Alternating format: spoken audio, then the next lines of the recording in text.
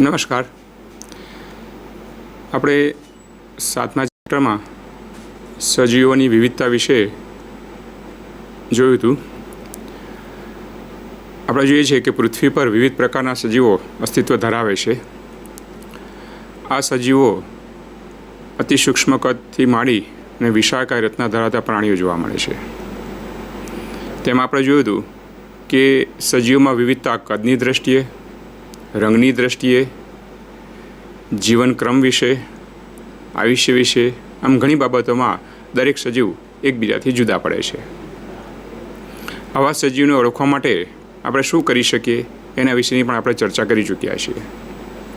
સજીવોની અંદર વર્ગીકરણ શા માટે જરૂરી છે, કેવી રીતે કરવામાં આવે છે, કઈ કઈ બાબતોને ધ્યાનમાં રાખીને આ વસ્તુ કરવામાં આવે છે, એની પણ આપણે અગાઉ માહિતી મેળવી ચૂક્યા છીએ.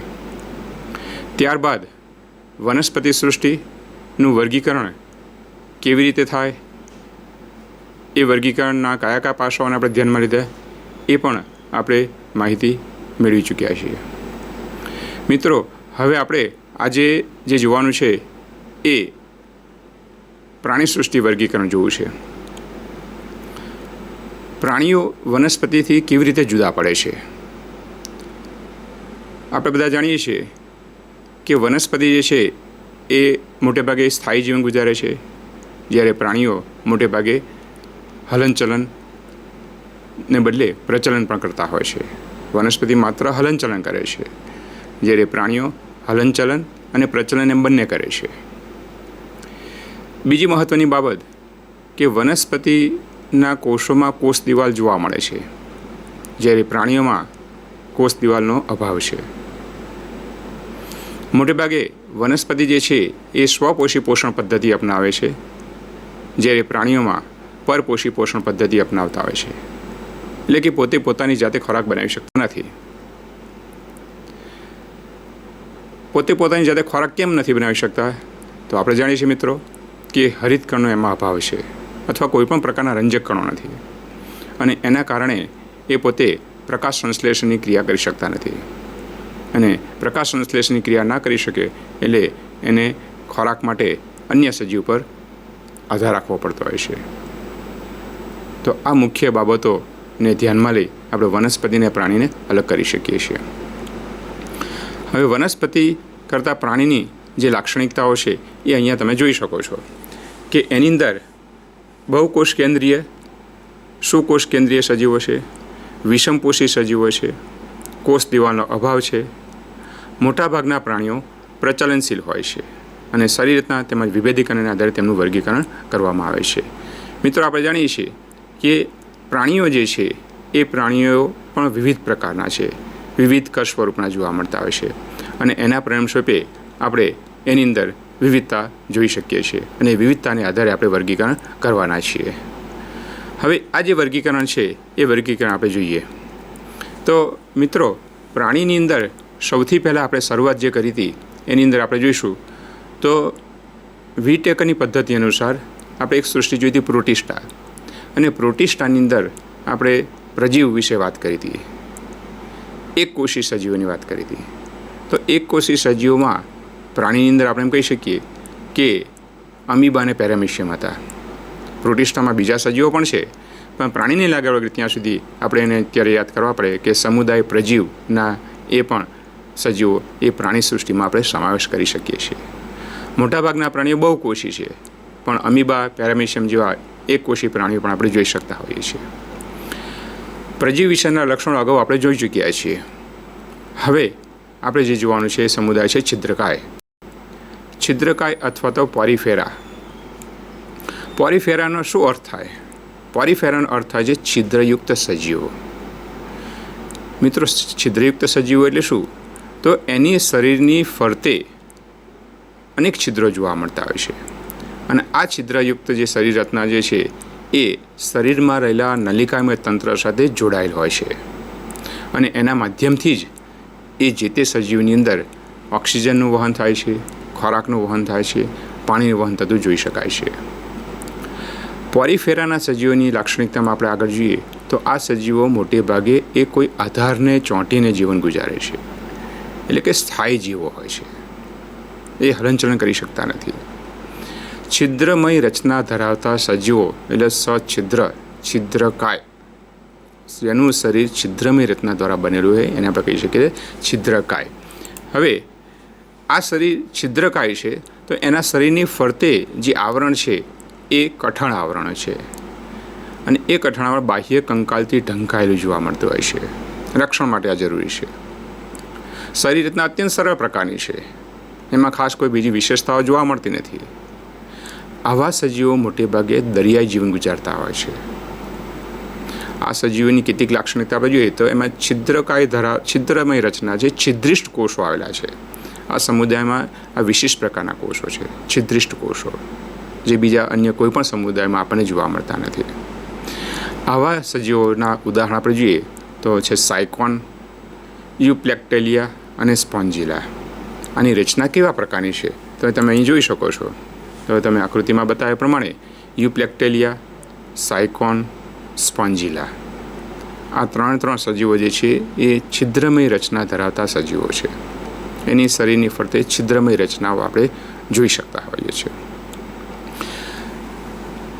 પછીનો સમુદાયની વાત કરીએ તો હવે પછીનો સમુદાય આવે છે કોષ્ઠાંતરી સમુદાય, સિલેન્ટ્રેટા.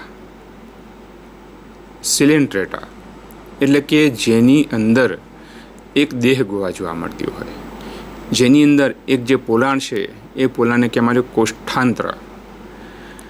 માત્ર 2 સ્તરોથી બનેલી શરીર રચના જોવા મળતી હોય છે, આંતરિક સ્તર અને બાહ્ય સ્તર.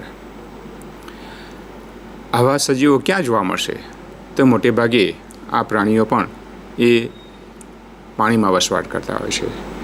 એટલે કે કેટલાક મીઠા જળાશયમાં પણ છે અને કેટલાક જે છે એ સમુદ્ર નિવાસી પણ આપણને જોવા મળતા હોય છે. આની રચના પણ સરળ છે, પેશીય સ્તરનું આયોજન છે. અહીંયા આગળ એમ કહી શકાય કે એની અંદર પેશીઓ છે પણ અંગમય રચના ખૂબ ઓછી છે, એટલે પેશીય સ્તરનું આયોજન છે એમ આપણે કહી શકીએ છીએ. આ સજીવો મોટે ભાગે એ વસાહતી સ્વરૂપમાં હોય છે, એટલે કે સમૂહમાં વસવાટ કરતા હોય છે. કેટલાક જે છે એ મુક્ત સ્વરૂપે પણ આપણે જોઈ શકતા હોઈએ છીએ.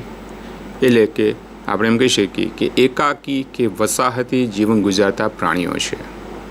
એકાકીનું ઉદાહરણ લેવું હોય તો જળવ્યાળ છે, જેલીફિશ છે, સમુદ્ર ફૂલ છે. જે પ્રાણીઓ સમૂહમાં વસવાટ કરે છે એમાં આપણે એમ કહી શકીએ કે પરવાળા અથવા તો પ્રવાળ તરીકે પણ આપણે ઓળખી શકતા હોય છે.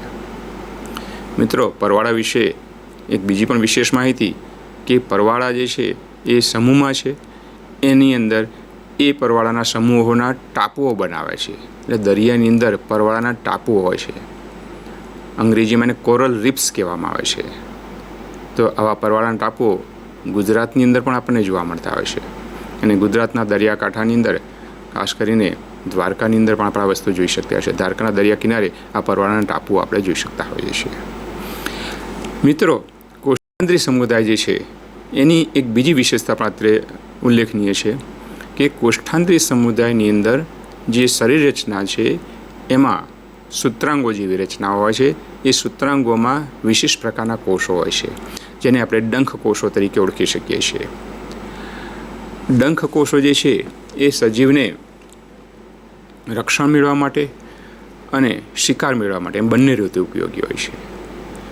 એ ડંખ કોષોમાં આવેલી ડંખાંગિકામાં હિપ્નોટોક્સિન નામનું ઝેરી દ્રવ્ય રહેલું છે અને એની મદદથી એ શિકારીને બેભાન બનાવી શકીએ છીએ અને જેથી કરીને પોતે ખોરાક મેળવી શકે છે.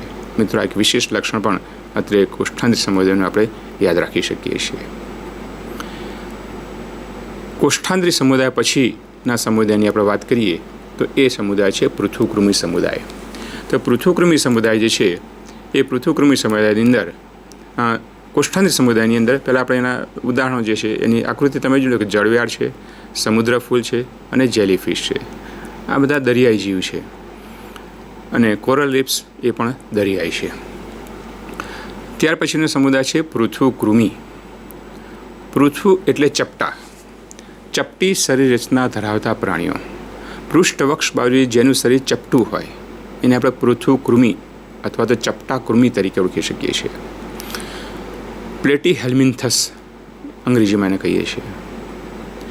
આવા પૃથુકૃમિ સમુદાયના પ્રાણીઓ જે છે એ ત્રિગર્ભસ્તરીય હોય છે, જેમાં 3 ગર્ભસ્તરો જોવા મળતા છે: બાહ્ય ગર્ભસ્તર, મધ્ય ગર્ભસ્તર અને અંતઃગર્ભસ્તર.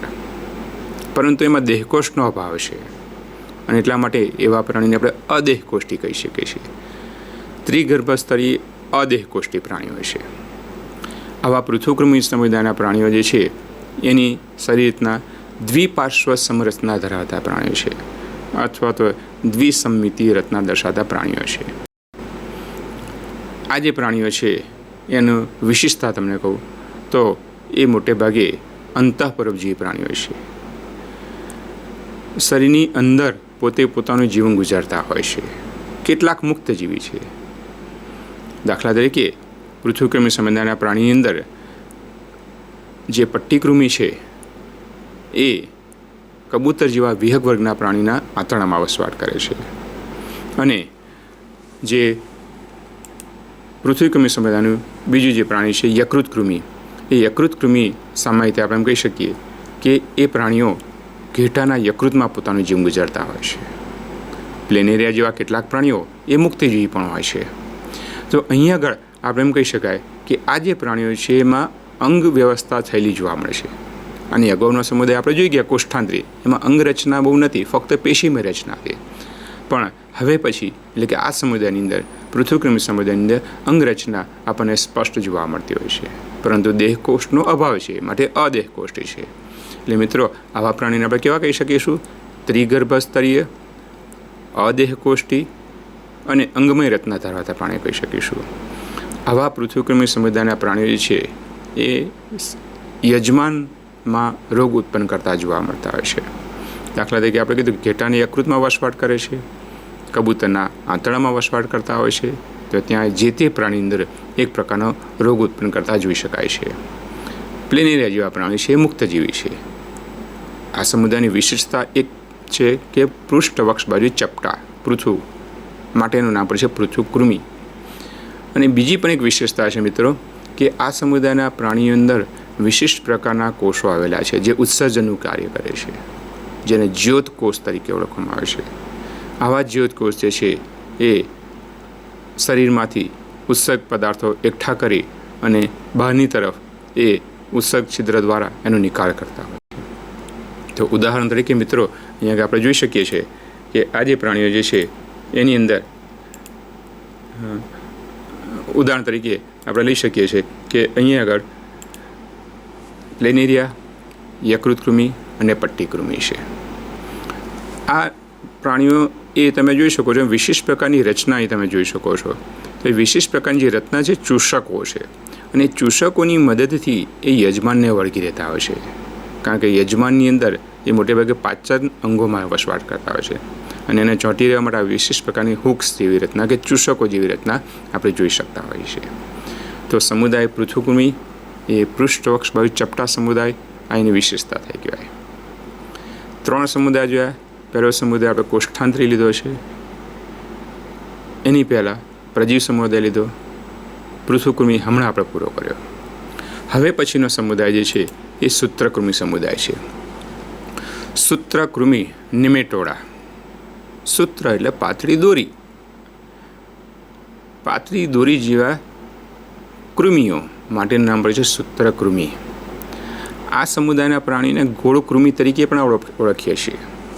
તો ગોળકૃમિ એટલા માટે છે કે આ પ્રાણીઓનો છેદ તમે લો, આડો છેદ લો, તો આડા છેદમાં આપણને એ ગોળાકાર જોવા મળતા હોય છે, અને એટલા માટે એને આપણે ગોળકૃમિ તરીકે પણ ઓળખી શકીએ છીએ. સૂત્રકૃમિ એટલા માટે કીધા પાતળી દોરી જેવા છે. ગોળકૃમિ એટલા માટે કીધા કે એનો ગમે ત્યાંથી છેદ લો તો ગોળાકાર દેખાય છે. આવા જે પ્રાણીઓ છે એ ત્રિગર્ભસ્તરીય છે, અદેહકોષ્ઠી છે, અંગરચના સુવિકસિત છે, સંપૂર્ણ પાચન માર્ગ જોવા મળે છે. મિત્રો, સૌપ્રથમ પાચન તંત્રની શરૂઆત મેં સંપૂર્ણ પાચન માર્ગની વાત કરીએ તો એ આ સમુદાયથી છે, એટલે કે સૂત્રકૃમિથી છે. સંપૂર્ણ પાચન માર્ગ અને અપૂર્ણ પાચન માર્ગ એટલે શું પાછું? તો મિત્રો, આની અગાઉનો સમુદાય આપણે પૃથુકૃમિ સમુદાય જો એમાં અપૂર્ણ પાચન માર્ગ હતો, અને આ સમુદાયમાં સંપૂર્ણ પાચન માર્ગ છે. તો જે પ્રાણીઓમાં અગ્ર બાજુએ મુખદ્વાર હોય અને પશ્ચિમ બાજુએ મળદ્વાર હોય તો એવા પ્રાણીઓને આપણે સંપૂર્ણ પાચન માર્ગ ધરાવતા પ્રાણી તરીકે ઓળખી શકીએ છીએ. તો આ સમુદાયથી પાચન માર્ગની શરૂઆત થઈ અને એ પણ સંપૂર્ણ પાચન માર્ગ આપણે આની અંદર જોઈ શકતા હોઈએ છીએ. દ્વિપાર્શ્વ સમરચના ધરાવે છે. આ દ્વિપાર્શ્વ સમમિતિ અથવા સમરચના એટલે શું? તો જે પ્રાણીઓમાં મધ્યમાંથી કોઈ કાલ્પનિક રેખા દોરીએ તો બંને તરફના ભાગ એક સમાન દેખાય તો એને દ્વિપાર્શ્વ સમમિતિ કહી શકીએ છીએ. તો આ પ્રાણીઓ પણ દ્વિપાર્શ્વ સમમિતિ રચના ધરાવે છે. આપણે બધા પણ દ્વિપાર્શ્વ સમમિતિ રચના દર્શાવતા પ્રાણીઓ છીએ. શરીર નળાકાર હોય છે. દેહકોષ્ઠ કે દેહ ગુહાનો અભાવ છે. હવે અહીંયા એક વિશેષતા છે કે સાચી શરીર ગુહા નથી જોવા મળતી, ખોટી શરીર ગુહા ધરાવતા પ્રાણી છે. કૂટ દેહકોષ્ઠી પ્રાણીઓ છે. કૂટ દેહકોષ્ઠી એટલે શું? તો અગાઉ શબ્દ એક તમે ક્યાંક સાંભળ્યો છે, કૂટપાદ. કૂટ એટલે ખોટા. કૂટપાદ અમીબામાં આપણે જોતા હતા. અમીબામાં કૂટપાદ છે, ખોટા પગો છે. અહીંયા કૂટ દેહકોષ્ઠ છે, ખોટી શરીર ગુહા છે. તો ખોટી શરીર ગુહા એટલે શું અને સાચી શરીર ગુહા એટલે શું? મિત્રો, બંનેમાં તફાવત છે. આ સમુદાય પછીના સમુદાય જે કોઈ આવશે એ બધામાં સાચી શરીર ગુહા જોવા મળશે. તો શરીર ગુહા એટલે શું અથવા દેહકોષ્ઠ એટલે શું એ શબ્દ પણ અહીંયા આપણને ખબર હોવી જોઈએ. સાચી શરીર ગુહા એટલે કે ત્રિગર્ભસ્તરીય પ્રાણીમાં મધ્ય ગર્ભસ્તર બે ઉપપળોમાં વહેંચાય અને વચ્ચે પોલાણ સર્જે તો એને આપણે કહી શકીએ છીએ સાચી શરીર ગુહા. ફરી એકવાર, મધ્ય ગર્ભસ્તરના કોષો બે ઉપપળોમાં વહેંચાય અને વચ્ચે પોલાણ સર્જાય તો એને સાચી શરીર ગુહા કહી શકીએ છીએ. અને ખોટી શરીર ગુહા કેમ કીધી અહીંયા આગળ સૂત્રકૃમિમાં? તો આ પ્રાણીઓમાં મધ્ય ગર્ભસ્તરના કોષો વિઘટન પામે છે અને અમુક જગ્યાએ પોલાણ સર્જે છે. તો ત્યાં પોલાણ દેખાય છે પણ એ ખોટી શરીર ગુહા છે. સાચી શરીર ગુહા ત્યારે જ કહી શકીએ જ્યારે મધ્ય ગર્ભસ્તર બે ઉપપળોમાં વહેંચાય. અહીંયા ખોટી શરીર ગુહા છે. તો મિત્રો, ખ્યાલ આવી ગયો સાચી શરીર ગુહા એટલે શું અને ખોટી શરીર ગુહા અથવા કૂટ દેહકોષ્ઠ અથવા આભાસી શરીર ગુહા એટલે શું? તો અહીં આગળ સૂત્રકર્મી સમુદાયના લક્ષણો આપણે જોઈએ કે ત્રિગર્ભસ્તરીય પ્રાણીઓ છે, દ્વિપાર્શ્વ સમમિતિ જોવા મળે છે, શરીર નળાકાર છે, સૂત્ર જેવું છે, દેહ ગુહા એ ખોટી છે, આભાસી છે એટલે કૂટ દેહકોષ્ઠી છે, આભાસી શરીર ગુહા જોવા મળે છે. પેશી જોવા મળે છે પરંતુ અંગતંત્રનો સંપૂર્ણ વિકાસ નથી. અંગતંત્રની શરૂઆત થઈ ચૂકી છે. મોટાભાગના આ સમુદાયના પ્રાણીઓ એ પરોપજીવી છે એટલે કે બીજા પ્રાણીઓના એ વસવાટ કરતા હોય છે, યજમાનમાં એ વસવાટ કરે છે. અને પરોપજીવી છે એ પોતે અન્ય પ્રાણીમાં રોગ ઉત્પન્ન કરતા જોઈ શકતા હોઈએ છીએ. તો આવા જે પ્રાણીઓ છે એ પ્રાણીની અંદર આપણે જોઈએ તો કરમિયું છે, હાથી પગાના કૃમિ છે. મિત્રો, આપણે બધા જાણીએ છીએ કે નાના બાળકના પેટમાં કરમિયા વસવાટ કરે છે. આ જે કરમિયા છે સૂત્રકૃમિ સમુદાયના પ્રાણીઓ છે. હાથી પગાના કૃમિ એ અમુક એરિયાની અંદર એ પાણીમાં જ્યાં કામ થતું હોય ત્યાં એના પગની અંદર આ કૃમિ વસવાટ કરતા હોય છે. અને એટલે તમે જોઈ શકો છો આકૃતિમાં કે એના પગ જે છે હાથી જેવા થઈ જાય છે, માટે નામ આવ્યું છે હાથી પગો રોગ. તો હાથી પગાના કૃમિ પણ આ સૂત્રકર્મી સમુદાયના પ્રાણીઓ છે. મિત્રો, કરમિયું જે છે એ બાળકના પેટમાં ખાસ કરીને વસવાટ કરતા હોય છે અને એ જે કોઈ બાળક ખોરાક ખાય એ બધો ખોરાક આ કરમિયું જે છે એ પોતાના ઉપયોગમાં લઈ લે છે. એટલે પોષક પદાર્થો બધા શોષી લે છે અને એટલે બાળકનું શરીર એ યોગ્ય રીતે વિકાસ પામતું નથી.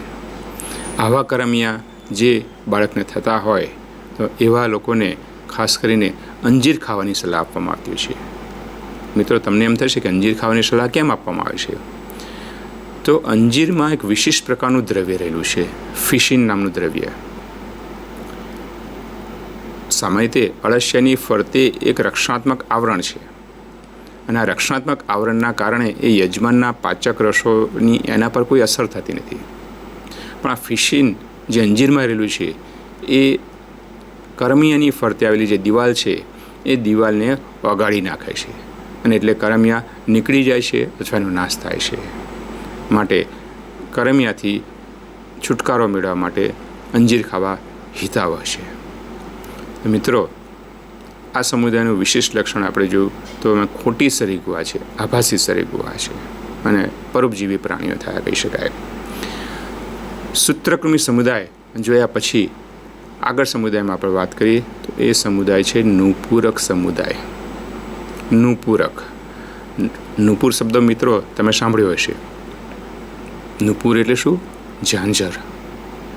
આ પ્રાણીના બંને છેડા તમે જો ભેગા કરો તો એ ઝાંઝર જેવી રચના જોવા મળતી હોય છે. અને ઝાંઝર જેવા જોવા મળતા હોવાથી એને આપણે એમ કહી શકીએ છીએ કે આ પ્રાણીઓ જે છે એ નુપૂરકમાં મૂકવામાં આવે છે.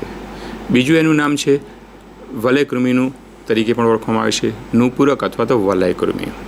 મિત્રો, અળસિયું તમે બધાએ જોયું હશે તો શરીરની ઉપર એક વીંટી પહેરાવી દીધી હોય એ પ્રકારની રચના જોવા મળતી હોય છે. એટલે એને વલયકૃમિ, રિંગ જેવી રચનાઓ છે, માટે નામ આવ્યું છે વલયકૃમિ. તો મિત્રો, દરેક સમુદાયનું નામ ચોક્કસ લક્ષણો પર આધારિત છે. વલયકૃમિ અથવા તો બીજું નામ આપ્યું આપણે એ નુપૂરક. આ પ્રાણીઓ પણ ત્રિગર્ભસ્તરીય છે, સાચી શરીર ગુહા ધરાવતા પ્રાણી છે. મિત્રો, સૌ પ્રથમ વખત દેહકોષ્ઠ એ પ્રાણી સૃષ્ટિની અંદર આપણને આ સમુદાયથી જોવા મળતી હોય છે. નુપૂરક સમુદાયના પ્રાણીઓ ત્રિગર્ભસ્તરીય સાચી શરીર ગુહા ધરાવતા અથવા સાચો દેહકોષ ધરાવતા પ્રાણીઓ છે. દ્વિપાર્શ્વ સમરચના ધરાવતા પ્રાણીઓ છે. આવા જે પ્રાણીઓ છે એ પ્રાણીની શરીરની ફરતે પણ રક્ષણાત્મક આવરણ બનેલું છે, કાઇટિનનું બનેલું આવરણ જોવા મળતું હોય છે. નુપૂરક સમુદાયના પ્રાણીઓ જે છે એનું શરીર લાંબુ છે, નળાકાર છે, બાહ્ય રીતે અનેક ખંડોમાં વિભાજિત થયેલી શરીર રચના છે. આ સમુદાયના પ્રાણીની અંદર પણ આપણે જોઈશું તો નુપૂરક સમુદાયના પ્રાણીની અંદર ચોક્કસ પ્રકારની લાક્ષણિકતા છે. હવે એની અંદર શરીરમાં અગ્રબાજુથી શરૂ કરી પૂંછડી સુધી અનેક ખંડમય રચના બહારથી તો જોવા મળે છે, પણ સાથે સાથે અંદરના ભાગમાં પણ અનેક ખંડો જોવા મળતા હોય છે. અને એ ખંડોની અંદર ચોક્કસ પ્રકારની રચના આપણને જોવા મળતી હોય છે. ખંડમય રચના ધરાવતા પ્રાણી થાય કહી શકાય. અને સમાન ખંડમય રચનામાં કેટલાક અંગોની ગોઠવણી સમાન રીતે પણ થયેલી છે. તો આવા પ્રકારની જે રચના છે એને સમખંડતા તરીકે આપણે ઓળખી શકીએ છીએ. નુપૂરક સમુદાયના પ્રાણી અંદર આપણે કહ્યું કે ત્રિગર્ભસ્તરીય પ્રાણીઓ છે, દ્વિપાર્શ્વ સમિતિ રચના ધરાવે છે, સાચી શરીર ગુહા એટલે કે દેહકોષ જોવા મળે છે, અને દેહકોષ જોવા મળે એટલે સાચા અંગ શરીરની રચનામાં નિર્માણ પામતા જોઈ શકાય છે. એટલે અંગોની અંદર ચોક્કસ પ્રકારની ભિન્નતાઓ હવે આ સમુદાયથી આપણને જોવા મળતી હોય છે. અને આ ભિન્નતાઓ શરીરમાં શીર્ષથી પૂંછડી સુધી એક પછી એક ખંડોના સ્વરૂપે જોવા મળતી હોય છે, જેને આપણે સમખંડતા તરીકે ઓળખી શકીએ છીએ. મિત્રો, આ સમુદાયના પ્રાણીની અંદર સામાન્ય જોઈશું તો તંત્રો જે છે વિકાસ પામેલા છે. ખાસ કરીને પાચન તંત્ર, પરિવહન તંત્ર, ઉત્સર્જન તંત્ર, ચેતાતંત્ર વગેરે જોવા મળતું હોય છે. પ્રાણીઓ ક્યાં જોવા મળશે? તો મીઠા પાણીમાં પણ હોઈ શકે, દરિયાઈ નિવાસી પણ હોઈ શકે, સ્થળ જ પણ આપણને જોવા મળે, એટલે જમીન પર પણ જોઈ શકાય છે. પ્રાણીની અંદર અળસિયું, રેતી કીડો, જળો વગેરે આપણને જોવા મળશે. મિત્રો, આ સમુદાયની બીજી પણ એક વિશેષતા છે. આપણે એમ કીધું કે સૌ પ્રથમ વખત પાચન માર્ગ જોવા મળે છે. હવે કેમ સંપૂર્ણ સાચો પાચન માર્ગ છે, સંપૂર્ણ સુવિકસિત પાચન માર્ગ છે? અગાઉના સમુદાયમાં આપણે એમ કીધું કે અહીં પાચન તંત્ર સંપૂર્ણ છે, પણ અહીં આગળ આ સમુદાયમાં સુવિકસિત પાચન માર્ગ છે. જ્યારે આના અગાઉના સમુદાયમાં પાચન માર્ગ સંપૂર્ણ છે પરંતુ સુવિકસિત નથી. અહીંયા સંપૂર્ણ સુવિકસિત પાચન માર્ગ આપણને જોવા મળશે. મિત્રો, બીજી એક વિશેષતા છે આ સમુદાયની કે આ સમુદાયના પ્રાણીઓમાં રુધિરાભિસરણ તંત્ર જે છે એ સૌ પ્રથમ વખત જોવા મળે છે. પરિવહન તંત્રની સૌ પ્રથમ વખત શરૂઆત એ આ નુપૂરક સમુદાયથી થયેલી છે. શા માટે? પ્રશ્ન થાય. અત્યાર સુધી અગાઉના જે કોઈ પ્રાણીઓ આપણે જોયા, જે કંઈ પ્રાણી સમુદાય જોયા, એમાં ક્યાંય પરિવહન તંત્રનો ઉલ્લેખ ન હતો. આ સમુદાયના પ્રાણીમાં પરિવહન તંત્ર સૌ પ્રથમ વખત જોવા મળે છે. તો કારણ આપણે જાણીએ છીએ મિત્રો, આ સમુદાયથી જ સૌ પ્રથમ વખત દેહકોષ્ઠ જોવા મળ્યો. શરીરમાં પોલાણ જોવા મળ્યું, મધ્ય ગર્ભસ્તર બે ઉપળામાં વહેંચાયું એટલે વચ્ચે જગ્યા પડી. તો આ જગ્યા હવાના પરિણામ સ્વરૂપે કેટલાક દ્રવ્યના વહન માટે એક નવા તંત્રની જરૂર પડી અને એ જરૂરિયાત એ પરિવહન તંત્ર દ્વારા સંતોષાય છે. કારણ શરીરના ભાગમાંથી બાહ્ય સપાટી પરથી શ્વસન વાયુઓનું હવર જવર કરવા માટે, એ ઉપરાંત ઉત્સર્ગ પદાર્થોના નિકાલ માટે અને પોષક પદાર્થોના વહન માટે આ પરિવહન તંત્રની જરૂરિયાત ઊભી થઈ. અને એટલા માટે સૌ પ્રથમ વખત પરિવહન તંત્રની શરૂઆત આપણને આ સમુદાયથી થયેલી જોવા મળતી હોય છે. મિત્રો, બીજી પણ એક વિશેષતા છે કે આ સમુદાયના પ્રાણીઓમાં પ્રચલન માટે ખાસ કરીને અળસિયાની અંદર વજ્રકેશો જેવી રચના છે. આ વજ્રકેશો જેવી રચના માત્ર આ સમુદાયના પ્રાણીમાં જ જોવા મળતી હોય છે. તો આ સમુદાયની ઘણી બધી વિશેષતાઓ છે. એક તો સૌ પ્રથમ વખત સાચી શરીરગુહા જોવા મળે છે.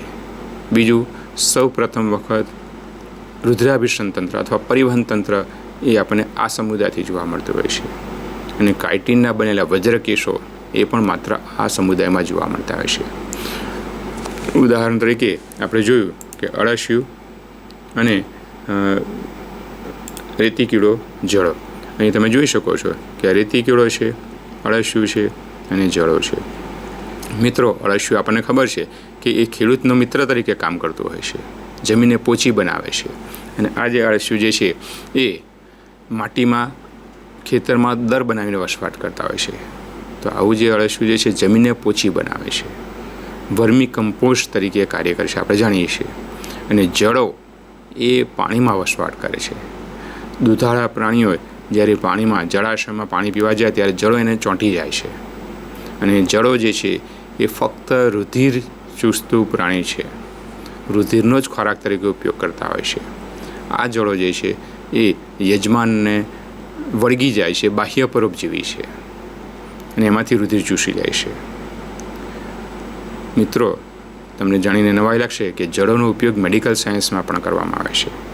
કેટલુંક ખરાબ લોહીને દૂર કરવા માટે કેટલીક વખતે આ જળોને જે તે ખરાબ ભાગ ઉપર લગાવવામાં આવે છે અને એક મેડિકલ સાયન્સની આ એક ચોક્કસ પદ્ધતિ પણ એમાં ઉપયોગી થઈ પડતી જોઈ શકાય છે. તો આ જળોનો બીજો ઉપયોગ પણ છે. એટલે મિત્રો, ઘણી બધી બાબતો એ આપણે કદાચ જાણતા નથી હોતા કે ક્યાં ઉપયોગી થાય છે. તો જળોની એક વિશેષતા છે.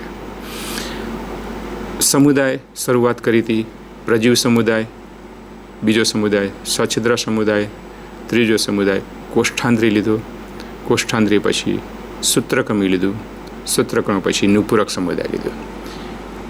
હવે આપણે જે સમુદાયની વાત કરવી છે એ સમુદાય આવે છે સૂત્રકમી પછી સંધિપાત સમુદાય. સૂત્રકમી પછી નુપૂરક અને નુપૂરક પછી હવે આપણે સંધિપાત સમુદાય જોઈશું. સંધિપાદ સમુદાય આપણે એમ કહી શકાય કે સૌથી મોટામાં મોટો પ્રાણી સમુદાય છે. મિત્રો, સૌથી મોટો એટલે કેવી રીતે? તો પૃથ્વી પર આવેલા જે પ્રાણીઓ છે એ પ્રાણીઓમાં સૌથી વધારે પ્રમાણના પ્રાણીઓ એ આ સંધિપાદ સમુદાયના જોવા મળે છે. સંધિપાદ એટલે સાંધાવાળા ઉપાંગો ધરાવતા પ્રાણીઓ. સંધિપાદ એટલે સાંધાવાળા ઉપાંગો ધરાવતા પ્રાણીઓ. ઉપાંગો એટલે માત્ર પ્રચલન માટે ઉપયોગી હોય એવું નહીં. ઉપાંગો ઘણા બધી રીતે ઉપયોગી છે. એ ખોરાક ગ્રહણમાં પણ મદદ થતા હોય છે, જેને મુખાંગો કહી શકીએ. ચાલવા માટે મદદ થતા હોય ચલનપાત પણ કહી શકીએ છીએ. તરવા માટે મદદ થતા હોય તો પ્લવનપાત કહેવામાં આવે છે. સ્પર્શકો એ પણ એક પ્રકારના ઉપાંગો છે. મિત્રો, ઉપાંગો ઘણા બધા પ્રકારના હોય, પણ જે ઉપાંગો છે એ અહીંયા આગળ આ સમુદાયમાં સાંધાવાળા છે. માટે આ સમુદાય નામ મળ્યું છે સંધિપાદ, આર્થ્રોપોડા તરીકે આપણે ઓળખતા હોઈએ છીએ. આ પ્રાણીઓ જે છે એ પણ દ્વિપાર્શ્વ સમિતિ રચના દર્શાવતા પ્રાણીઓ છે. શરીરમાં ખંડમય રચનાઓ જોવા મળતી હોય છે. મિત્રો, અહીંયા આગળ ખુલ્લા પ્રકારનું પરિવહન તંત્ર જોવા મળતું હોય છે. અને ખુલ્લા પ્રકારનું પરિવહન તંત્ર હોવાથી રુધિર એ રુધિરવાહિનીમાં નથી જોવા મળતું. એના બદલે એ દેહગુહા જે છે અથવા શરીરગુહા જેમાં આપણે જોઈ ચૂક્યા એ રુધિરથી ભરેલી જોવા મળતી હોય છે. હવે મિત્રો, શબ્દ આવ્યો ખુલ્લા પ્રકારનું રુધિરાભિસરણ તંત્ર અથવા ખુલ્લા પ્રકારનું પરિવહન તંત્ર. આના અગાઉના સમુદાયમાં આપણે એમ કીધું કે રુધિરાભિસરણ તંત્ર સૌ પ્રથમ વખત નુપૂરક સમુદાયમાં જોવા મળે. અહીં આગળ પણ આપણને સંધિપાત સમુદાયમાં રુધિરાભિસરણ તંત્ર જોવા મળ્યું, એ ખુલ્લા પ્રકારનું જોવા મળ્યું. નુપૂરકમાં બંધ પ્રકારનું રુધિરાભિસરણ તંત્ર છે, સંધિપાતમાં ખુલ્લા પ્રકારનું પરિવહન તંત્ર જોવા મળતું હોય છે. બંનેમાં ફેર શું? ખુલ્લા પ્રકારનું પરિવહન અને બંધ પ્રકારનું પરિવહન, એમાં શું ભેદ છે? મિત્રો, જે પરિવહન તંત્રમાં રુધિરનું વહન નલિકામય રચનાઓ દ્વારા થતું હોય તો એને બંધ પ્રકારનું રુધિરાભિસરણ તંત્ર કહી શકાય. જે પ્રાણીઓમાં રુધિરનું વહન માટેની નલિકામય રચનાઓ ઓછી હોય, રુધિર શરીર ગુહામાં ફેલાયેલું હોય, તો એને આપણે ખુલ્લા પ્રકારનું રુધિરાભિસરણ તંત્ર કહી શકીએ છીએ. મિત્રો, બંધ પ્રકારના રુધિરાભિસરણ તંત્રમાં રુધિર લઈ જતી અને લાવતી રુધિર કેશિકાઓ અલગ અલગ જોવા મળતી હોય છે. જ્યારે બંધ પ્રકારની અંદર આપણે એમ કહી ખુલ્લા પ્રકારની અંદર આપણે એમ કહી શકીએ કે આવી વાહિનીઓ ખૂબ ઓછી હોય છે. બંધ પ્રકારનું રુધિરાભિસરણ તંત્ર છે એમાં આપણે એમ કહી શકીએ કે ધમની અને શિરા જોવા મળતી હોય છે, જ્યારે ખુલ્લા પ્રકારમાં આવી ધમની કે શિરા આપણને જોવા મળતી નથી. તો મિત્રો, ખ્યાલ આવી ગયો ખુલ્લા પ્રકારનું કોને કહેવાય અને બંધ પ્રકારનું કોને કહેવાય. મિત્રો, અહીંયા આગળ એક આશ્ચર્ય બાબત એક છે કે નુપૂરક સમુદાયમાં સૌ પ્રથમ વખત રુધિરાભિસરણ તંત્રની શરૂઆત થઈ. આપણે જાણીએ છીએ કે અળસિયામાં એની શરૂઆત થઈ. અળસિયામાં કુદરતે એને હૃદય જેવી રચના 4 આપી છે. આપણામાં એક હૃદય છે, નુપૂરક સમુદાયમાં 4 હૃદય જેવી રચના છે. તો કુદરતની આ વિશેષતા છે કે સૌ પ્રથમ વખત રુધિરાભિસરણ તંત્રની શરૂઆત એ નુપૂરકથી થઈ, એમાં 4 હૃદય આપ્યા. આપણામાં એક હૃદય છે. હવે સંધિપાત સમુદાય પર પાછા આવીએ તો સંધિપાત સમુદાયના પ્રાણીઓ જે છે એમાં સાંધાવાળા ઉપાંગો તો છે જ, ઘણા બધા પ્રાણીઓ છે, એમાં ઘણા બધા વર્ગ પડે છે. મિત્રો, એના ઉદાહરણ તરીકે ઝીંગો, પતંગિયું, માખી, કરોળિયો, વીંછી, કરચલો. અહીં તમે જોઈ શકો છો કે ઝીંગા, વીંછી, કરોળિયો, ઘરમાખી, પતંગિયું, વંદો. હવે તમે મિત્રો જોશો કે આ પ્રાણીઓમાં ઘણી બધી વિશેષતા. દાખલા તરીકે તમે જુઓ કે કરોળિયામાં 4 જોડ ઉપાંગો છે, વીંછીમાં 4 જોડ ઉપાંગો છે. હવે અહીંયા આગળ આ જે રચના જે છે એ રચનાની અંદર અષ્ટપાદ તરીકે ઓળખી શકીએ. 4 જોડ ઉપાંગો ધરાવતા હોય તેને અષ્ટપાદ તરીકે ઓળખી શકીએ છીએ. 3 જોડ ઉપાંગો હોય તો કીટક તરીકે ઓળખી શકીએ છીએ. આ બધા એના પ્રકારો છે. હવે આગળ સમુદાય આપણે લઈએ છીએ, એ સમુદાય છે મૃદુકાય સમુદાય. મૃદુ એટલે પોચા, કોમળ. જે પ્રાણીઓમાં કોમળ શરીર રચના જોવા મળતી હોય એને આપણે મૃદુકાય સમુદાય તરીકે ઓળખી શકીએ છીએ. કોમળ શરીર રચના ધરાવતા પ્રાણીઓ મૃદુકાય પ્રાણીઓ, મોલ્યુસ્કા એને કહેવામાં આવે છે.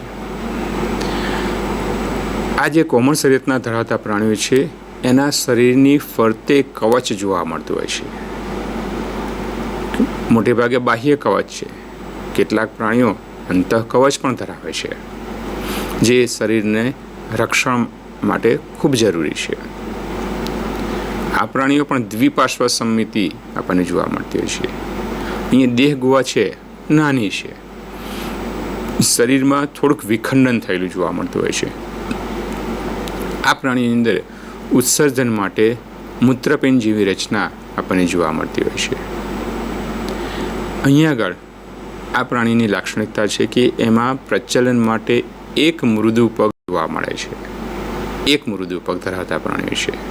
આ પણ એની એક વિશેષતા થઈ કહી શકાય. મૃદુ કાય, એક મૃદુ પગ ધરાવતા પ્રાણીઓ છે. આવા પ્રાણીઓની અંદર આપણે જોઈએ તો કાઇટોન, ઓક્ટોપસ, પાયલા, ઉનિયો, આ બધાના ઉદાહરણ છે. આ ઉપરાંત પણ મિત્રો તમે ઉદાહરણ જોઈ શકો છો. શંખ છે, કોડી છે, છીપ છે, આ બધા પણ મૃદુકાય સમુદાયના પ્રાણી છે. તમે જે કોડી કે છીપ જેને કહો છો એ એનું બાહ્ય કવચ છે. પ્રાણી એ પોલાણના ભાગની અંદર વસવાટ કરતું હોય છે. તો મૃદુકાય સમુદાયની પણ આ એક વિશેષતા છે. કે આ સમુદાયના પ્રાણીઓ માત્ર એક જ પગ ધરાવતા પ્રાણીઓ હશે, કોમળ શરીરના ધરાવતા પ્રાણીઓ હશે. આવા સમુદાયને આવા પ્રાણીને આપણે મૃદુકાય સમુદાયમાં મૂકતા હોય છે. મૃદુકાય સમુદાય પછીનો સમુદાય છે એ શૂળત્વચી સમુદાય અથવા શૂળચર્મી સમુદાય. શૂળત્વચી અથવા શૂળચર્મીની વાત કરીએ આપણે તો આ પ્રાણીઓ પહેલાં મૃદુકાયને આપણે જોઈ લઈએ. પાયલા છે, અહીંયા આગળ તમને ગોકળગાય જોવા મળતી હોય છે, ડેન્ટેલિયમ છે, આ ઓક્ટોપસ છે, ઉનિયો છે, કાઇટોન છે. આ ઘણા બધા પ્રાણીઓ જે છે એ મૃદુકાય સમુદાયના પ્રાણી છે. હવેનો સમુદાય છે શૂળત્વચી એકાઇનોડર્મેટા. એકાઇનોનો અર્થ થાય છે કંટકીય નલિકામય રચના. કંટકીય નલિકામય રચના અને ડર્માનો અર્થ થાય છે ત્વચા. અને એટલા માટે જ આ પ્રાણીઓને આપણે શૂળત્વચી, જેના ત્વચા પર કાંટા જેવી શૂળીય રચનાઓ હોય છે, એ શૂળીય રચના દ્વારાની ત્વચા આચ્છાદિત થયેલી હોય એને શૂળત્વચી સમુદાય તરીકે ઓળખી શકતા હોય છે.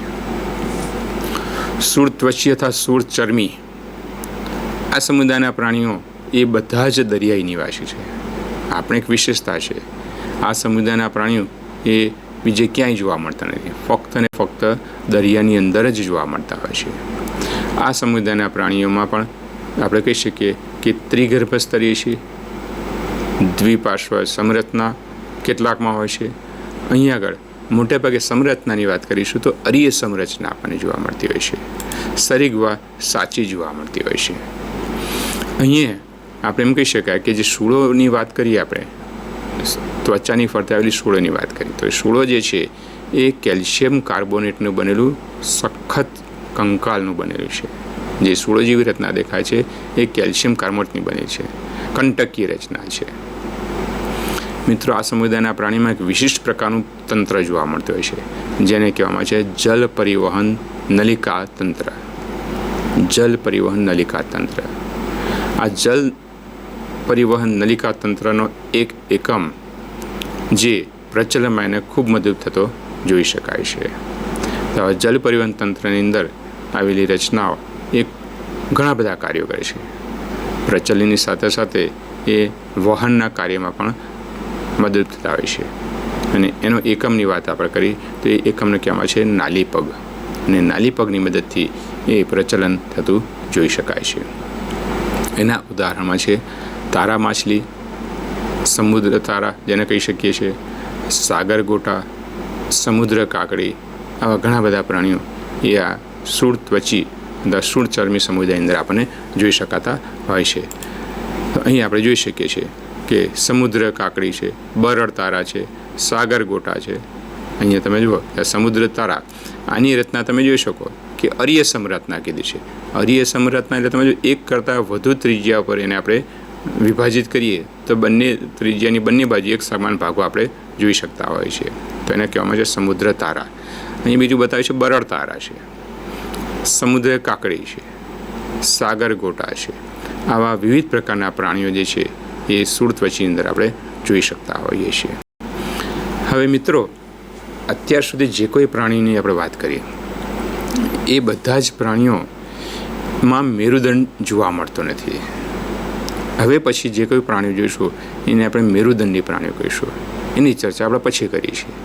પણ અત્યાર સુધી જે સમુદાયના પ્રાણીઓની વાત કરીએ આપણે, એ સમુદાયને આપણે એક નજર આપણે ચાર્ટ સ્વરૂપે કરીશું. તો એ જે ચાર્ટ છે આપણે અહીંયા આગળ જોઈ શકીએ છીએ. તો પ્રાણીઓ જે છે એ પ્રાણીની આપણે વાત કરીએ તો કોષ સ્તરીય આયોજન અને પેશી સ્તરીય આયોજન. મિત્રો, અહીં તમે જોઈ શકો છો કે કોષ સ્તરીય આયોજન અને પેશી સ્તરીય આયોજન. તો કોષ સ્તરીય આયોજન છે એની અંદર તમે જોશો તો છિદ્રકાય સમુદાયના પ્રાણીઓ, આપણે પહેલી જે રચના જોઈ કોષ સ્તરીય આયોજન છિદ્રકાય સમુદાય જોયો છે. તો આ છિદ્રકાય સમુદાયમાં પોરીફેરા તરીકે ઓળખે, એમાં માત્ર કોષીય રચના જ જોવા મળતી હતી, એમાં પેશીય રચનાનો અભાવ હતો. બીજો ભાગ પાડે તો પેશીય સ્તરીય આયોજન. પેશીય સ્તરીય આયોજનની અંદર તમે જોશો તો અદેહ કોષ્ટી, કૂટદેહ કોષ્ટી અને દેહ કોષ્ટી 3 ભાગ પાડ્યા છે. અદેહ કોષ્ટી કોને કીધા છે? તો જેમાં દેહ ગુહાનો અભાવ છે. અધિ સ્તર અને કોષ્ટીય સ્તર વચ્ચે દેહ ગુહાનો અભાવ હોય તો બધાને કીધું છે અદેહ કોષ્ટી કીધું છે. કૂટદેહ કોષ્ઠ એટલે કે ખોટી શરીર ગુહા ધરાવતા પ્રાણી. એની અંદર આપણે વાત કરીએ તેમ મધ્ય ગર્ભાવસ્થાના કેટલાક કોષો એ વિઘટન પામી અને પોલાણ સર્જે છે, માટે એને કીધું હતું ખોટી શરીર ગુહા. જે દેહકોષ્ઠી એટલે સાચી શરીર ગુહા ધરાવતા પ્રાણીઓ, જેની અંદર આપણે એમ કીધું કે મધ્ય ગર્ભસ્તર એ બે ઉપડામાં વહેંચાય છે અને વચ્ચે પોલાણ સર્જે છે, માટે એને દેહકોષ્ઠ અથવા શરીર ગુહા તરીકે ઓળખી શકીએ છીએ. તો એવા જે પ્રાણી છે એને દેહકોષ્ઠી પ્રાણી તરીકે ઓળખી શકીએ છીએ. મિત્રો, અદેહકોષ્ઠીમાં જે સમુદાય લીધા આપણે, એમાં એક સમુદાય લઈ ચૂક્યા કોષ્ઠાંતરી, બીજો સમુદાય લીધો આપણે પૃથુકૃમિ સમુદાય. કોષ્ઠાંતરી અથવા સિલેન્ટ્રેટા, પૃથુકૃમિ અથવા પ્લેટીહેલ્મિન્થિસ તરીકે આપણે ઓળખી શકતા હોઈએ છીએ. કૂટદેહ કોષ્ઠીમાં આપણે એક સમુદાય લીધો જેને કહી શકાય સૂત્રકૃમિ સમુદાય, જેને આપણે નામ છે નિમેટોડા. હવે દેહકોષ્ઠીની આપણે વાત કરીએ તો દેહકોષ્ઠી જે પ્રાણીઓ જે છે એ દેહકોષ્ઠી પ્રાણીમાં આપણે જોયું તો એને આગળ ઉપર આપણે જે ભાગ પાડ્યા છે એ ભ્રૂણ વૃદ્ધિ દરમિયાન એક કોષમાંથી મધ્ય ગર્ભસ્થના કોષો વિકાસ પામતા જોઈ શકાય છે. તો એવા જે પ્રાણીઓ છે એના સમુદાયની વાત કરીએ. ભ્રૂણની વૃદ્ધિ દરમિયાન એક કોષમાંથી મધ્ય ગર્ભસ્થના કોષો વિકાસ પામે છે. એમાં નુપૂરક, સંધિપાદ અને મૃદુકાય સમુદાય. નુપૂરક અથવા એનેલિડિયા કહીશું, સંધિપાદ અથવા આર્થ્રોપોડા કહીશું, મૃદુકાય અથવા તો મોલિસ્કા કહીશું. જ્યારે દેહકોષ્ઠીમાં બીજો ભાગ જે છે એમાં અંતઃગર્ભસ્થમાંથી દેહકોષ્ઠનું નિર્માણ એક કોથળી સ્વરૂપે થતું જોઈ શકાય છે. એવા પ્રાણીઓમાં બે પ્રકાર પાડીએ છીએ આપણે, અમેરુદંડી અને મેરુદંડી. અમેરુદંડી જેમાં મેરુદંડની ગેરહાજરી હોય, મેરુદંડી જેમાં મેરુદંડ હાજર હોય. તો જે મેરુદંડી છે એને કોર્ડેટા તરીકે પણ આપણે ઓળખી શકતા હોઈએ છીએ. તો મિત્રો, અહીંયા જે સમુદાયની આપણે વાત કરી એ સમુદાયમાં શરૂઆત આપણે કરી છિદ્રકાયથી, પોરીફેરાની વાત કરીએ આપણે. તો પોરીફેરા જે છે એ પોરીફેરા છિદ્રમય રચના ધરાવતા પ્રાણીની વાત કરી. એના લક્ષણોમાં મુખ્ય બાબત આપણે ધ્યાનમાં રાખી હતી કે શરીરની ફરતે છિદ્રમય રચના જોવા મળતી હોય છે અને શરીરની અંદર જે પોલાણ છે એની સાથે નલિકામય તંત્ર સાથે જોડાયેલું છે.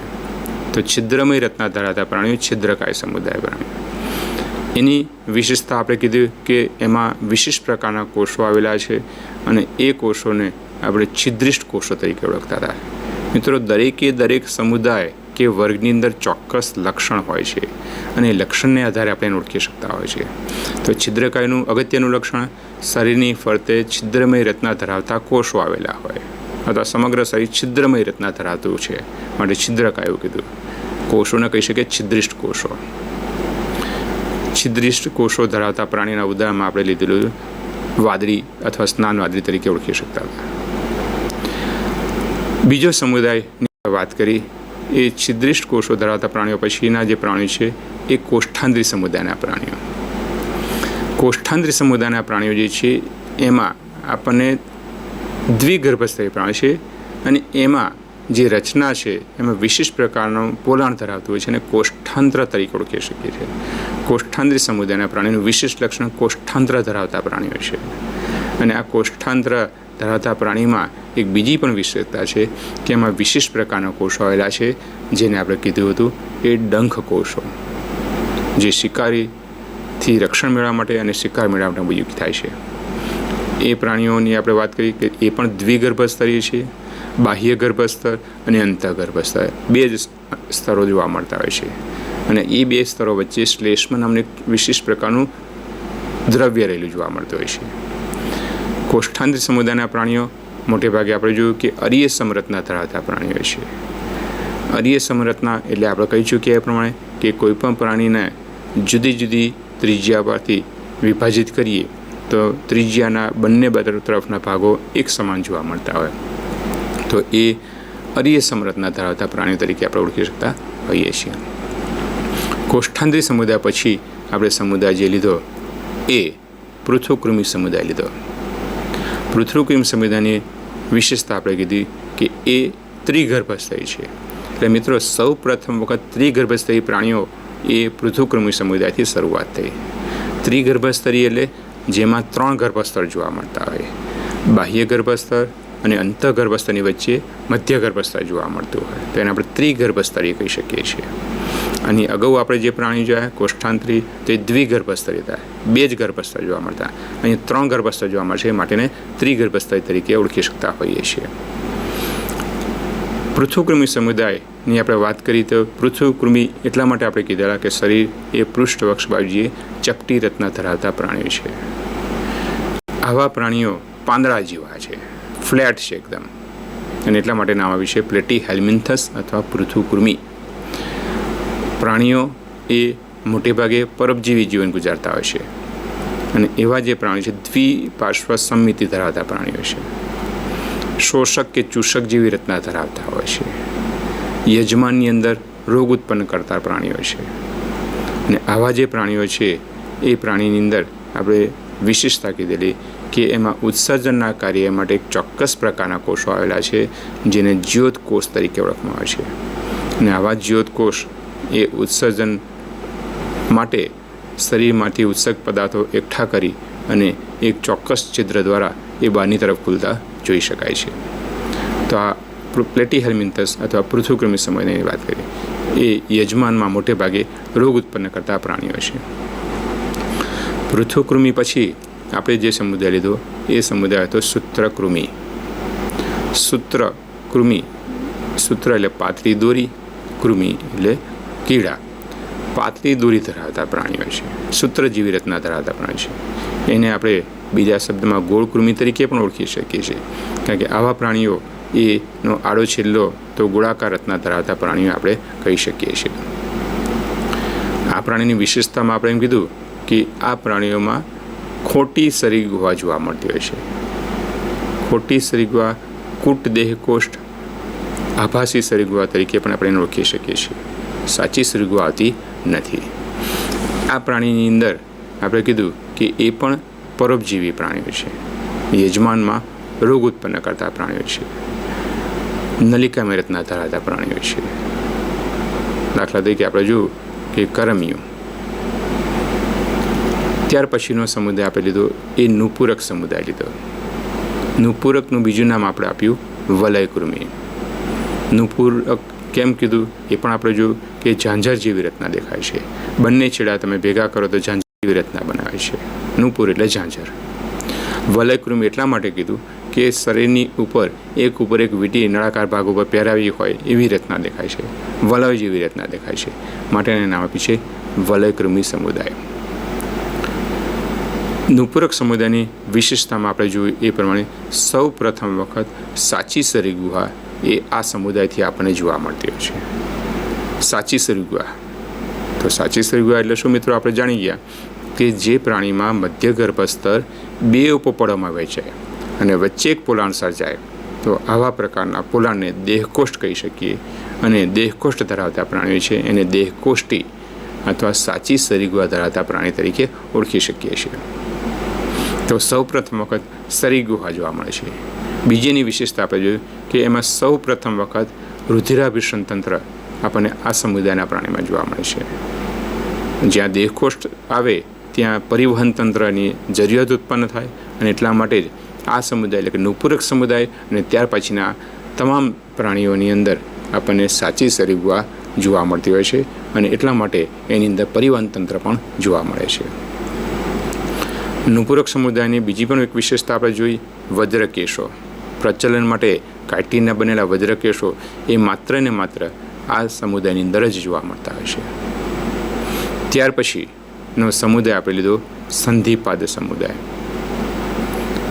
સંધિપાદ સમુદાય એટલે સાંધાવાળા ઉપાંગો ધરાવતો સમુદાય. પૃથ્વી પરનો સૌથી મોટામાં મોટો સમુદાય, એટલે કે સૌથી વધુ પ્રાણીઓ આપણને આ સમુદાયની અંદર જોવા મળતા હોય છે. આ એની વિશેષતા છે. સૌ પ્રથમ વખત સાંધાવાળા ઉપાંગો આપણને જોવા મળતા હોય છે. આવા સાંધાવાળા ઉપાંગો ધરાવતા પ્રાણીઓ છે, અને એટલા માટે એનું નામ આપ્યું છે સંધિપાદ સમુદાય. પ્રચલન માટે વિવિધતા છે. કેટલાકમાં 3 જોડ ઉપાંગો છે, કેટલાકમાં 4 જોડ ઉપાંગો છે, કેટલાકમાં પ્લવનપાદ છે. પછી સંધિપાદ સમુદાય પછીનો આપણે વાત કરીએ મૃદુકાય સમુદાય. મૃદુકાય સમુદાય એટલે કોમળ શરીરના ધરાવતા પ્રાણીઓ છે. આ પ્રાણીની અંદર એક જ પગ ધરાવતા પ્રાણીઓ છે, માત્ર એક પગ ધરાવતા પ્રાણીઓ આ એક સમુદાયની વિશેષતા છે. ત્યારબાદ આપણે જોયું કે સમુદાય સુળત્વચી નલિકામય તંત્ર એક વિશિષ્ટ પ્રકારનું છે, જેને જલ પરિવહન તંત્ર તરીકે ઓળખવામાં છે. તો આવું જલ પરિવહન નલિકામય તંત્ર માત્ર ને માત્ર આ સમુદાયની અંદર આપણને જોવા મળતું હોય છે. તો દરેક સમુદાયની એક વિશેષતાઓ આપણને જોવા મળતી હોય છે. એ વિશેષતાઓને આધારે આપણે પ્રાણીઓની અંદર વિવિધતા આપણે દર્શાવી શકીએ છીએ અને એનું વર્ગીકરણ કરી શકીએ છીએ. મિત્રો, અત્યાર સુધી જે કોઈ પ્રાણીઓ જોવા એમાં ક્યાંય મેરુદંડ એવો શબ્દ નથી આવતો અને એટલા માટે એમાં અમેરુદંડી કહીએ છીએ. હવે પછી જે પ્રાણીઓનો આપણે અભ્યાસ કરીશું એ મેરુદંડી પ્રાણીઓનો અભ્યાસ કરીશું અને મેરુદંડ જે પ્રાણીઓ ધરાવે છે એને મેરુદંડી કહીશું. આ મેરુદંડ શું છે, શા માટે જોવા મળે છે, એમાં રૂપાંતર થાય તો કઈ રચનાઓ ઉદ્ભવ થાય છે, આ બધી બાબતોની ચર્ચાઓ આપણે હવે પછીના એપિસોડમાં કરવાના છીએ. અત્યાર સુધી જે કંઈ પ્રાણીનો આપણે અભ્યાસ કર્યો બધા અમેરુદંડી કીધા છે. હવે પછી આપણે જે જોઈશું એ મેરુદંડી પ્રાણી વિશે ઉલ્લેખ કરવાના છીએ. ત્યારે આપણે પાછા બધા પ્રાણીઓની વિશેષ વાત કરીશું. આભાર. Thank you.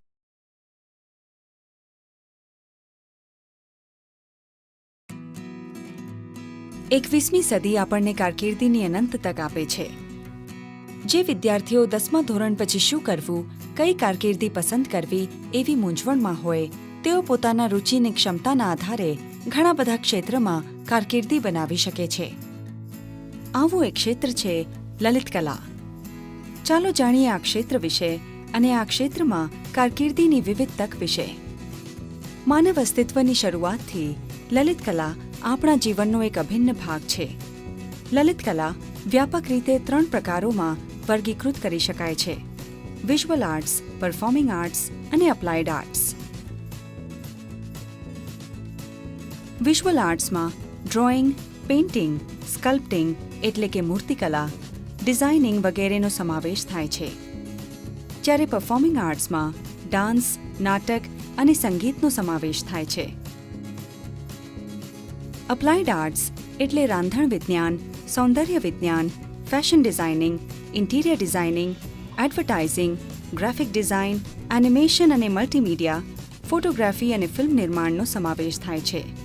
ક્રિએટિવિટી અને ઇનોવેશન આજના યુગમાં, ડિજિટલ અને તકનીકી ક્રાંતિના યુગમાં ખૂબ મહત્વનું છે, જેથી લલિત કલામાં નવા કારકિર્દીના માર્ગ ખુલ્યા છે. લલિત કલાના ક્ષેત્રમાં 10મા ધોરણ પછી ઉચ્ચ માધ્યમિક વ્યવસાયલક્ષી અભ્યાસક્રમો છે, જે રોજગારી અને સ્વરોજગારીની તક તરફ લઈ જાય છે. તેવી જ રીતે 10મા પછી આઈટીઆઈ અને ઘણા અભ્યાસક્રમો છે, જેવા કે ડેસ્કટોપ પ્રકાશન, architectural assistant, food technology, baking, sewing technology, photography વગેરે જેવા ડિપ્લોમા. ત્યાર પછી કંઈ પણ કામ કરીને અનુભવ પ્રાપ્ત કરી શકાય છે અને દૂરસ્થ શિક્ષણ દ્વારા ઉચ્ચ શિક્ષણનો અભ્યાસ કરી શકાય છે. સ્કૂલમાં આર્ટ્સમાં એલિમેન્ટરી અને ઇન્ટરમીડિયેટ પરીક્ષાઓ આપવી વિદ્યાર્થીને લલિત કલામાં કારકિર્દીની તૈયારી કરવા માટે મદદરૂપ થશે. 10મા પછી એક સરકારી વાણિજ્ય ડિપ્લોમા ઇન આર્ટ્સ અથવા જીડી આર્ટ્સ પણ પસંદ કરી શકે છે, જે 5 વર્ષનો કોર્સ છે અથવા 2 વર્ષનો આર્ટ શિક્ષક ડિપ્લોમા છે અને આ રીતે શિક્ષણમાં કારકિર્દી શરૂ કરી શકે છે. કોઈ પણ પ્રવાહમાં 12મું પૂર્ણ કર્યા પછી આર્ટ, મ્યુઝિક, ડાન્સ અથવા ડ્રામામાં ઊંડી રુચિ ધરાવતા વિદ્યાર્થીઓ સ્કલ્પચર, શિલ્પ, applied arts, visual arts, music, designing, performing arts, fashion design, પેઇન્ટિંગમાં વિશેષતા સાથે બેચલર ઇન ફાઇન આર્ટ્સ માટે નોંધણી કરાવી શકે છે. આ 4 વર્ષનો કોર્સ છે. જે વિદ્યાર્થીઓને કળા માટે જુસ્સો છે, તેઓ 12મા ધોરણ પછી દરેક માટે પ્રવેશ પરીક્ષા પાસ કરીને national institute of design, national institute of fashion technology અને આઈઆઈટીમાં અંડર ગ્રેજ્યુએટ કોર્સમાં જોડાવાનો પણ વિચાર કરી શકે છે. આર્કિટેક્ચર લલિત કલાનો બીજો વિકલ્પ છે, જે લલિત કલા અને ટેકનિકલ ક્ષેત્રો બંનેનું સંયોજન છે. ફક્ત એવા વિદ્યાર્થીઓ કે જેમને 12મું ધોરણ વિજ્ઞાન અને ગણિત આવશ્યક વિષય તરીકે પૂર્ણ કર્યું છે, તેઓ નાટા પ્રવેશ પરીક્ષાને પાસ કર્યા પછી આર્કિટેક્ચરમાં જોડાઈ શકે છે. લલિત કલામાં કારકિર્દી બનાવવા માટે ધીરજ અને ખંત રાખવા ખૂબ જ મહત્વપૂર્ણ છે. તમારી કલાને વિકાસવા માટે તમારે સમય આપવો જરૂરી છે. કલા માટે સર્જનાત્મકતા અને જુસ્સો આ ક્ષેત્રની પૂર્વ જરૂરિયાતો છે. આ ક્ષેત્રમાં ઉપલબ્ધ રુચિ, ક્ષમતા અને અસંખ્ય તકના આધારે તમારા સપનાની કારકિર્દી પસંદ કરવાનું શક્ય છે.